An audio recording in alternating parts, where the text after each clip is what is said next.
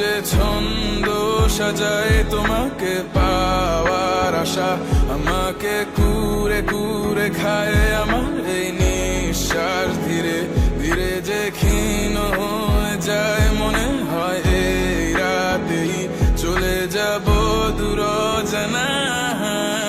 চলে গেলে তুমি বুকটা হবে মরুভূমি, কিভাবে থাকি উড়ে যায় পরাণ পাখি।